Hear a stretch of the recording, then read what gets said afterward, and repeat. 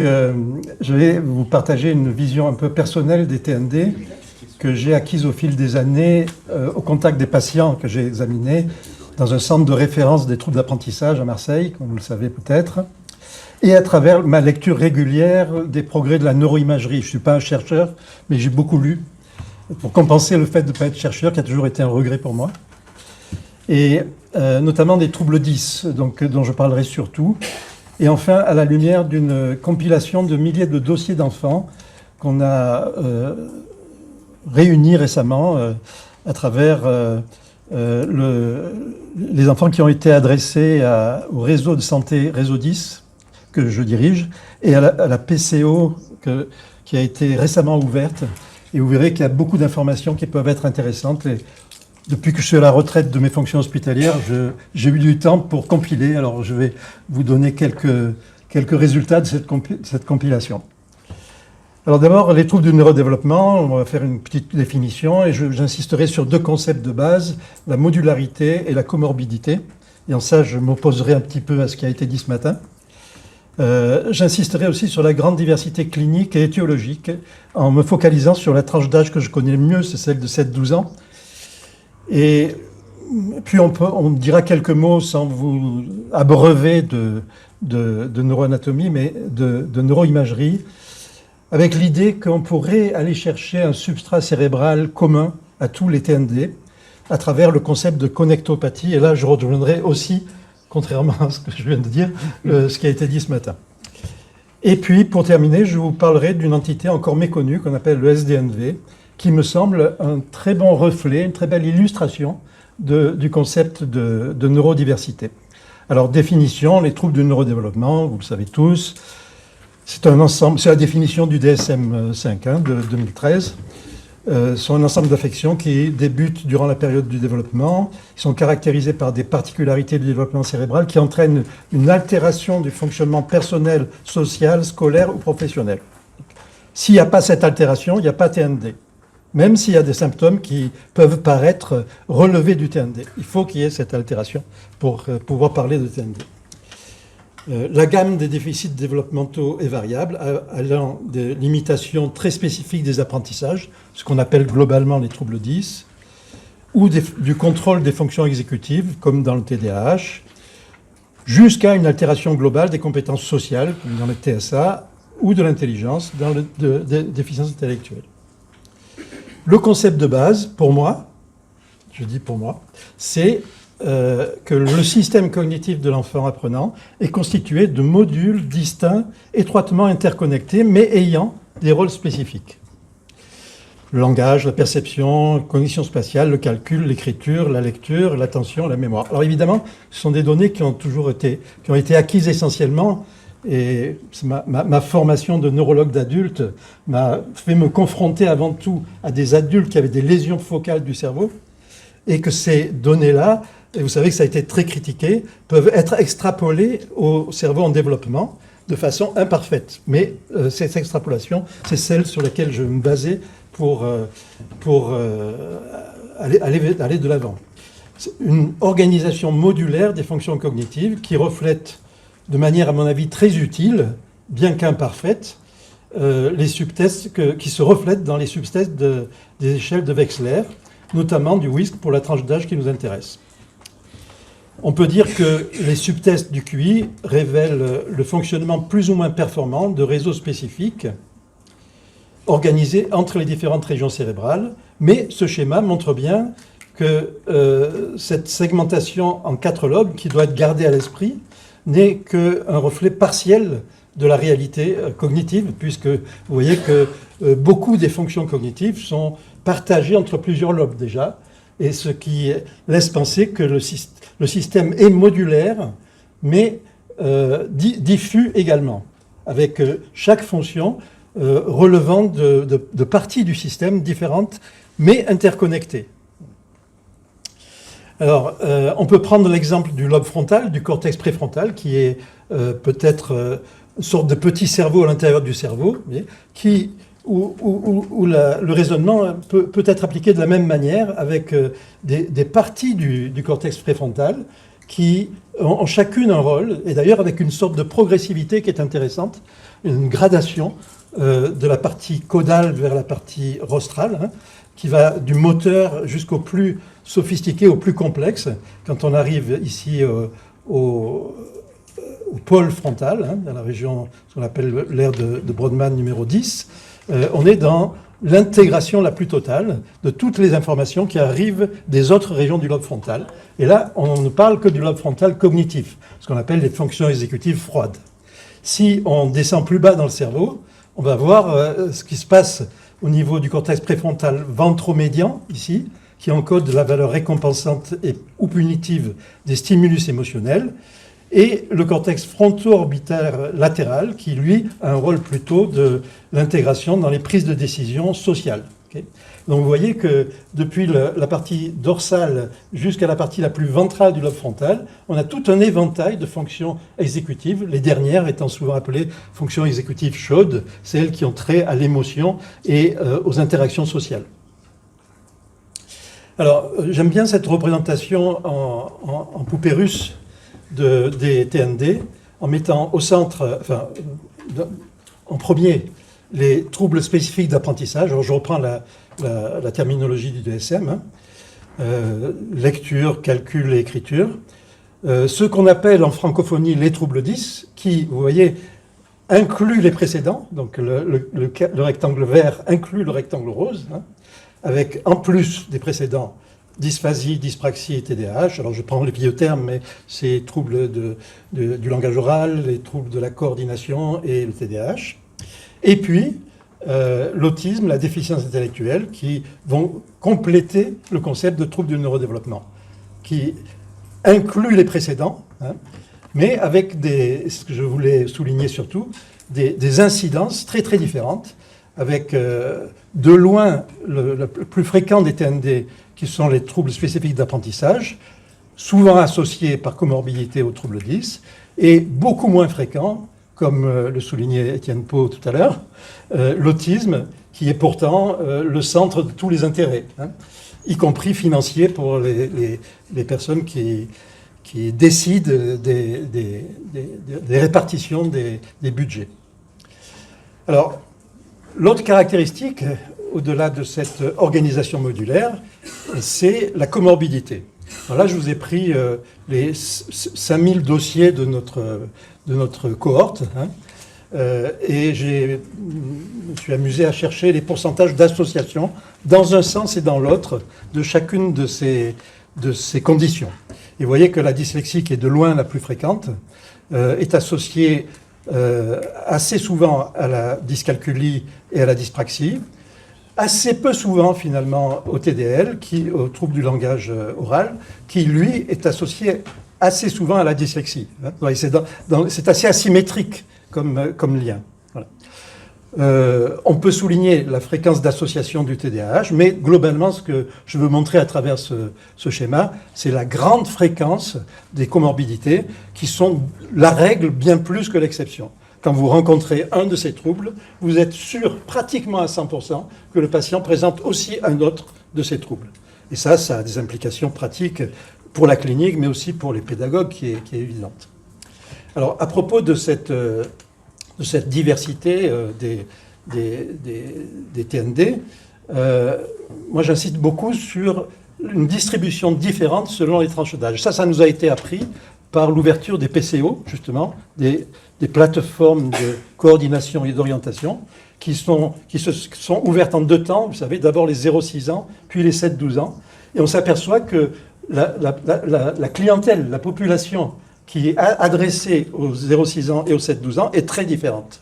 C'est ce qui apparaît ici. Vous voyez les TSA, par exemple, qui sont majoritaires dans la population dans le 0-6 ans, qui ne représentent plus que 4% dans les 7-12 ans.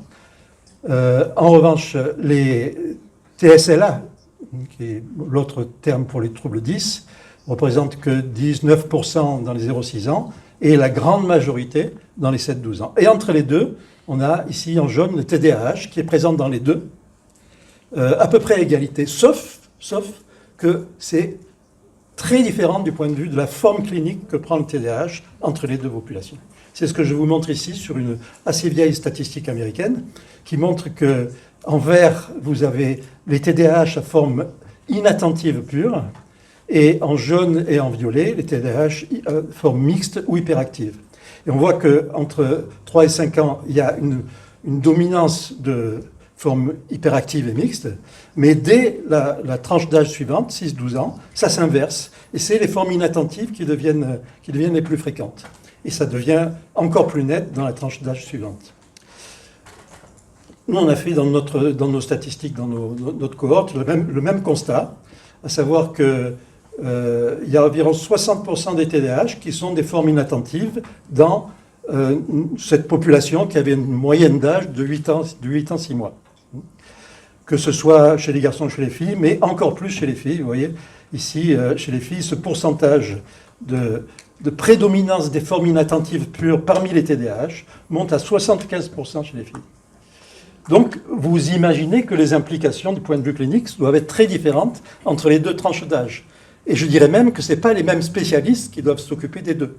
Ça, c'est un point important que nos gouvernants ont des difficultés à comprendre à l'heure actuelle. Un autre aspect qui différencie les deux tranches d'âge, c'est l'aspect étiologique. Quand on regarde ce qu'on dit généralement sur les TND, on nous dit, voilà, je vous ai pris la liste, le grand facteur étiologique des TND, c'est la prématurité. D'abord la grande prématurité, puis la prématurité moins importante. L'exposition prénatale à un toxique majeur, certains antiépileptiques, l'exposition sévère à l'alcool, le tabagisme, les encéphalopathies, infections, cardiopathies. Mais moi, en 30 ans de réception dans un centre de référence des troubles d'apprentissage, je n'ai jamais vu un enfant avec cette étiologie-là. Aucun. Et j'en ai vu des centaines, je peux vous le dire. En revanche, ce que l'on voit, c'est des antécédents familiaux de TND au premier degré. Ça, c'est valable dans toutes les tranches d'âge. On voit également le rôle de la vulnérabilité socio-économique, qui, elle, est majeure également dans les deux tranches d'âge. Okay. Alors voilà ce que j'ai repris un petit peu. Alors vous voyez, ici, bon, c'est TND 0-6 ans, c'est d'abord les TSA, les troubles du déficit intellectuel, un moindre degré, dysphasie, dyspraxie, et TDAH, qui peut être diagnostiqué avant 6 ans, mais qui a une implication, vous le savez, pour les apprentissages un peu plus tard. Et de l'autre côté, pour les 7-12 ans, les TSLA, le TDA, le TDC et les troubles du langage oral, les TSA. Donc ici, la part jouée par les facteurs de risque précoces est de plus en plus faible de la petite enfance à l'adolescence, alors que la part du génétique croît et que les facteurs psychosociaux accentuent la vulnérabilité dans les deux tranches d'âge. C'est ce qu'on a trouvé dans une partie de notre cohorte, là, 510 enfants qu'on a reçus. Vous voyez, quand on regarde en rose ce qui est attendu dans la population ordinaire, et en violet ce qui est retrouvé dans la cohorte d'enfants reçus dans un centre de référence pour les troubles d'apprentissage, en général sévères, puisque c'est du niveau 3, on voit qu'il n'y a pas de différence en l'incidence de la prématurité, ni de problèmes d'accouchement, ni de problèmes de grossesse, contrairement à ce qu'on pourrait attendre dans le dogme que je vous ai présenté précédemment. Donc, les troubles du neurodéveloppement représentent une grande diversité dans les manifestations cognitives, affectives, comportementales, l'incidence respective selon l'âge, diversité de sévérité et d'impact fonctionnel, multiplicité des facteurs étiologiques, mais grande fréquence des comorbidités, notamment entre les TSLA et les autres troubles 10, et une présence ubiquitaire du TDAH, de même mécanisme pour des présentations très différentes, comorbide lui-même avec TSLA, TDC et TSA. D'où l'hypothèse forte de mécanismes communs pour expliquer cette fréquente comorbidité. Et ça, c'est pas nouveau. Ça fait longtemps. J'ai ressorti un article dans une revue de psychologistes, une revue grand public qui est datée de plus de 20 ans. Et la question qui était posée, c'est est-ce que cette comorbidité pourrait-elle refléter une trajectoire anormale du développement neuronal qui se manifesterait de différentes manières? C'était déjà posé en ces termes. Mais c'est exactement la même façon que je vais poser maintenant, à travers essentiellement une forme de résultat de l'imagerie cérébrale qu'on appelle l'imagerie de diffusion. Alors, je ne vais pas rentrer dans les détails, mais sachez qu'il C'est ce qui permet maintenant, à l'heure actuelle, à l'IRM de mettre en évidence les faisceaux de connexion à l'intérieur du cerveau, dans la substance blanche. Vous savez, c'est comme des câbles, des gros câbles électriques qui unissent les régions corticales entre elles, qui n'ont pas de fonction elles-mêmes que de transporter l'information d'un endroit à un autre. Or, il semble bien que ce point commun entre tous les TND, on va le trouver non pas dans le cortex cérébral qui fonctionne moins bien ou différemment, mais dans ces faisceaux de connexion, dans ces câbles qui unissent ces zones fonctionnelles. Alors voilà pour la dyslexie, par exemple, on sait maintenant, et ça c'est peut-être le domaine où il y a le plus de preuves, que ce qui différencie le mieux un cerveau de dyslexique d'un non dyslexique, c'est la structuration, la microstructuration d'un faisceau, principalement, mais au moins 2 faisceaux, dans l'hémisphère gauche, qu'on appelle le faisceau arqué et le faisceau occipitofrontal, qui sont proportionnels au degré de dyslexie et qui ont 2 caractéristiques importantes. La première, c'est que l'anomalie observée préexiste à l'apprentissage de la lecture, c'est-à-dire qu'il n'en est pas la conséquence d'une mauvaise lecture, mais s'il y a un lien de causalité, il est plutôt la cause que la conséquence. Et la deuxième caractéristique, c'est que bien que très probablement génétiquement en partie déterminé, il est capable de se modifier sous l'effet d'un environnement adéquat, et en particulier d'une rééducation ciblée sur certains déficits. Okay. Alors ça, ce qui est valable pour la dyslexie, parce que ça a été le plus étudié et le mieux connu, on sait que c'est valable maintenant pour d'autres TND. Pour la dyscalculie, on a trouvé à peu près les mêmes difficultés de connexion, de connectivité entre d'autres régions, les régions pariétales et les régions du langage, et occipitales. C'est-à-dire que c'est le centre du sens des nombres, qui est plutôt dans les lobes pariétaux, ne se connecte pas bien avec les zones du langage oral et les zones du langage écrit. Okay. Même chose pour la dysgraphie, on a pu montrer des problèmes de connectivité, toujours avec ces méthodes de DTI, d'imagerie de diffusion.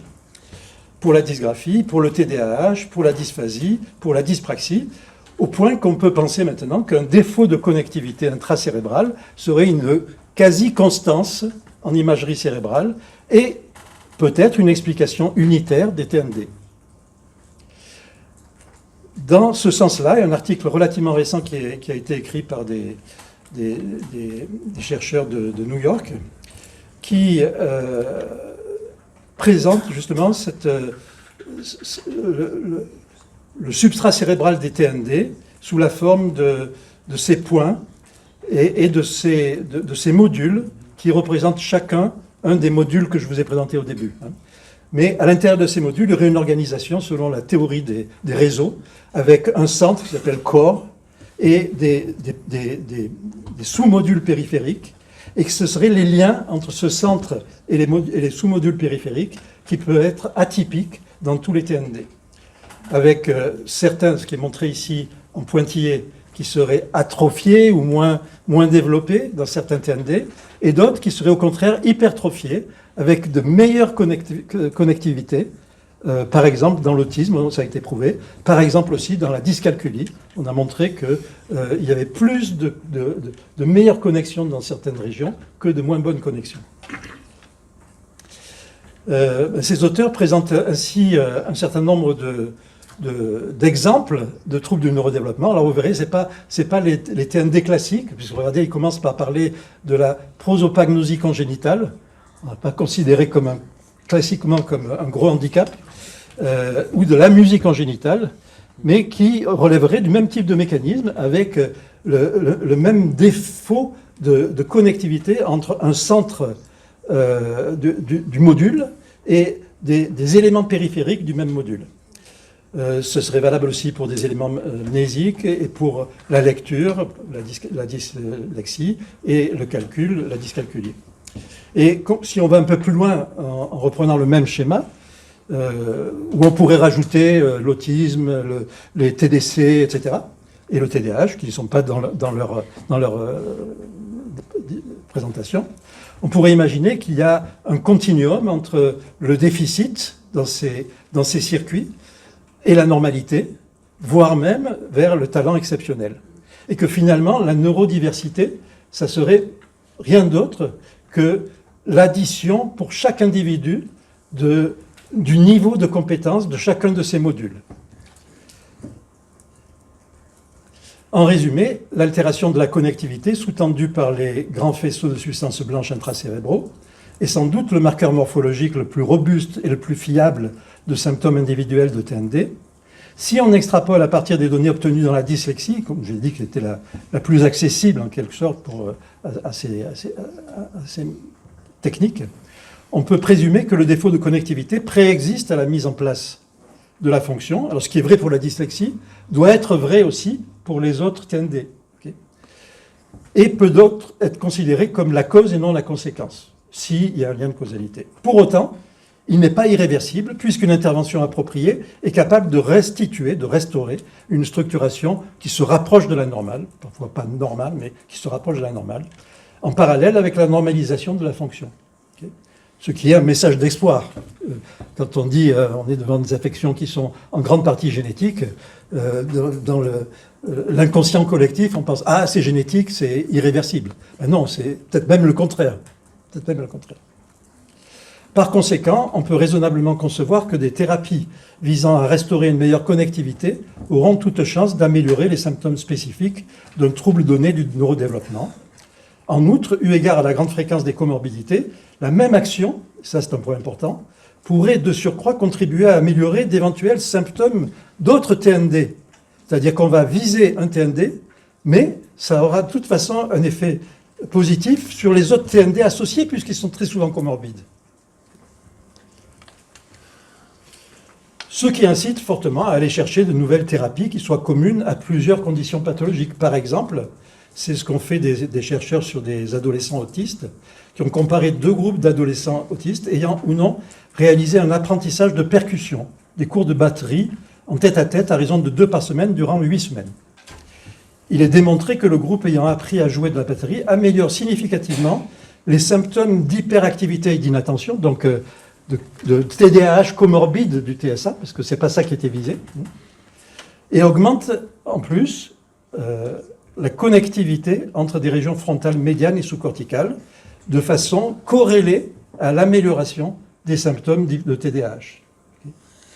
Donc, vous voyez, on a une application de ce principe-là, le fait d'aller chercher une méthode qui soit probablement transversale dans sa façon d'agir sur le cerveau, qui agit très probablement, et on en a la preuve, sur la qualité de la connectivité pour obtenir une amélioration fonctionnelle.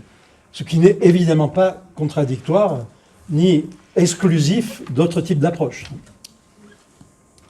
Alors pour terminer, il me reste 6 minutes, parfait. Je vais vous parler un petit peu de ce syndrome-là qui nous a beaucoup intéressés dans notre équipe. Pour vous rappeler que dans les années 90, plusieurs équipes d'Amérique du Nord ont proposé un nouveau type de trouble du neurodéveloppement. En fait, ils avaient observé qu'on parlait que de troubles d'apprentissage verbal, que ce soit dyslexie, dysphasie, etc., mais qu'on rencontrait souvent des enfants qui avaient au contraire des capacités verbales, linguistiques tout à fait convenables, voire même supérieures à la norme. Et pourtant se trouvaient en grande difficulté dans leurs apprentissages. Voilà le profil cognitif de ce syndrome, tel qu'il a été décrit par ces chercheurs nord-américains, essentiellement canadiens et des États-Unis. Un développement normal du langage, parfois supérieur. Le plus souvent, également, un apprentissage correct de la lecture. Une faiblesse en mathématiques, en écriture, en aptitude visio-spatiale, mais pas nécessairement, ça c'est important, de diagnostic posé de dyspraxie ou de dyscalculie. C'est-à-dire qu'on avait une faiblesse relative dans les domaines non verbaux de la cognition impliqués dans les apprentissages. Et cette relativité explique en partie une caractéristique de ce syndrome, c'est qu'il est souvent repéré assez tard dans l'enfance, voire à l'adolescence, parce que l'enfant, grâce à ses compétences verbales, va arriver pendant longtemps à compenser ses autres déficits jusqu'au moment où les exigences scolaires, puisqu'on va parler quand même surtout des conséquences scolaires, les exigences vont dépasser ces capacités de compensation. Et c'est ce qui se passe typiquement chez ces groupes d'enfants. Alors, à côté de ces difficultés centrales, on va dire, il y a aussi, on peut retrouver de la distractibilité qui évoque une forme inattentive pure de TDAH, sans forcément de diagnostic formel de TDAH. Si on remplit les questionnaires de DSM par exemple, on va trouver des chiffres limites. Mais là, vous voyez, on est dans le paradoxe du catégoriel versus dimensionnel. C'est-à-dire, si on reste dimensionnel, et non pas catégoriel comme le dit de l'ISM, on va pouvoir aborder ces pathologies-là de façon plus analytique. Un contraste, alors un des points, alors pour le coup mesurable, hein, c'est l'écart entre l'intelligence verbale et non verbale sur le WISC. Ça, c'est ce qui a été retrouvé par toutes les personnes qui ont travaillé sur ce sujet. Et un contraste entre l'intelligence verbale et de faibles compétences dans la pragmatique, en particulier la compréhension des métaphores, du sens figuré, de l'humour de second degré. On est frappé, effectivement, par des enfants qui ont développé un langage oral tout à fait ordinaire, normal, voire bon, et qui se trouvent en grande difficulté lorsqu'on les met dans des tâches de cet ordre-là, d'essayer de comprendre et de décider du sens second d'une phrase, d'un proverbe ou d'une métaphore, quelle qu'elle soit. Et ça, c'est très caractéristique de ce qui est classé actuellement dans les troubles de la communication sociale, hein, ou pragmatique. Ce que, dans le DSM, c'est cette catégorie-là, qui était dans l'autisme auparavant, mais qui ne l'est plus. Et donc, on peut penser qu'on est dans des formes qui sont un peu frontières entre certains éléments de ce qu'on appelait l'Asperger et ce tableau-là. Et enfin, une personnalité introvertie, des difficultés à établir des relations sociales, mais pas de stéréotypie ni d'intérêt restreint. Alors tout récemment, il y a pas mal d'auteurs qui se sont intéressés là-dessus et qui proposent, pour des raisons de mesure de la prévalence, de distinguer les cas où il y a tous ces symptômes, mais on exclut les problèmes sociaux, où il y a ce qui représente à peu près 8% de la population. Et si on rajoute les problèmes sociaux, les problèmes d'interaction sociale, qui se rapprochent donc de ce syndrome d'Asperger, on baisse à 1%. Mais 8%, c'est déjà une portion importante de la population. Alors, durant la dernière décennie, il y a eu quelques rares études qui ont tenté de retrouver en neuroimagerie d'éventuelles anomalies morphologiques et fonctionnelles. Alors, d'abord morphologiques, on a trouvé une anomalie, une diminution de la taille du gyrus singulaire et une diminution de la taille du splénium du corps calleux. Je vous rappelle que le splénium du corps calleux, c'est là que passent les fibres qui réunissent les deux lobes pariétaux. Et si, comme parmi les symptômes de ce SDNV, l'un des plus prégnants, c'est les difficultés dans tout ce qui est cognition spatiale, on n'est pas étonné que les lobes pariétaux et leur connexion entre les deux hémisphères soient impliqués. Plus récemment encore, des résultats en connectivité fonctionnelle qui montrent un défaut de connectivité dans l'hémisphère droit corrélé au déficit visuospatial, spécifiquement dans ce qu'on appelle le réseau attentionnel dorsal. Je ne vais pas insister, simplement pour... vous comprendrez que c'est impliqué dans l'attention volontaire. Et également un fameux réseau de la salience qui est celui qui permet de shifter, de switcher entre le réseau les réseaux dont il a été question ce matin, d'introspection et d'extrospection. Ça permet de switcher, et il se trouve que ce réseau de salience est moins bien connecté dans le SDNV, comme il l'est également dans l'autisme. Alors, dans notre cohorte, on a essayé de retrouver des enfants qui avaient ce profil-là, et on en a trouvé 89 sur 950 dossiers entre 2020 et 2021. Et on a tout récemment publié, il n'est pas encore publié, il a été juste accepté tout récemment, une analyse de ces dossiers, sur les 80 dossiers qui ont été gardés, avec comme critère, vous voyez, absence de troubles sévères du langage oral, puisqu'on est dans un syndrome de dysfonction non verbale, un trouble visio-spatial ou constructif, et un écart verbal-non verbal de plus de 10%. Quand on regarde les symptômes associés, on va voir que finalement, il y a une co-occurrence de déficits dans de plusieurs domaines de la cognition non verbale, dont en particulier beaucoup de dysgraphiques et évidemment beaucoup de troubles visio-spatiaux, puisque ça fait partie des critères de sélection. Et on a également effectué une analyse en composantes principales sur les écarts dans le QI. Alors je vais passer là-dessus, mais simplement pour vous dire que les écarts entre indices du WISC-5 se répartissent de façon singulière chez les SDNV par rapport aux non-SDNV, d'accord, avec l'écart entre le verbal et la vitesse de traitement qui serait le plus caractéristique du syndrome SDNV. Par exemple, si on le représente ici en abscisse, l'intelligence verbale, l'ICV, et en ordonnée chacun des indices non-verbaux, on voit que le nuage de points se répartit de façon asymétrique par rapport à la médiane, si vous voulez, avec une déviation vers les hauts potentiels verbaux et vers les bas potentiels non-verbaux. Michel, il faut conclure. Ça, j'ai conclu. Alors, je ne vais pas pouvoir vous montrer ça. Ainsi, il existe une sous-population au sein des enfants et adolescents souffrant de troubles d'apprentissage, caractérisée par un décalage significatif vers le haut potentiel verbal et à l'inverse, un déficit dans divers domaines non-verbaux. Tout se passe comme s'il existait un facteur, probablement au moins en partie génétique, générateur à la fois d'excellence dans le domaine verbal et de déficits relatifs multiples dans divers secteurs de la cognition non-verbale. Au même titre que pour les troubles de neurodéveloppement, ces profils semblent reliés à une organisation singulière des faisceaux de connexion au sein des hémisphères cérébraux. Ces profils sont probablement sous-diagnostiqués en raison des grandes capacités de compensation que leur procure leur niveau d'intelligence ou d'où un défaut généralisé d'identification. Et or, il est pourtant crucial, tant pour les thérapeutes que pour les enseignants, d'avoir à l'esprit l'existence de ces tableaux, dont l'absence de diagnostic peut être dévastatrice, notamment en termes d'estime de soi et de souffrance scolaire.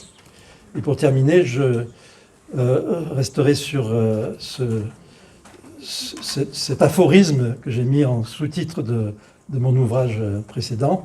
Et si la dyslexie était un effet collatéral de la haute intelligence, avec cette hypothèse que je vous soumets, que l'évolution aurait favorisé la persistance au cours des âges de déficit, malgré leurs conséquences néfastes, pour permettre l'éclosion et la permanence, la persistance de hauts potentiels ou de personnalités avec des dons particuliers qui feraient avancer la société de manière plus globale. Voilà. Merci.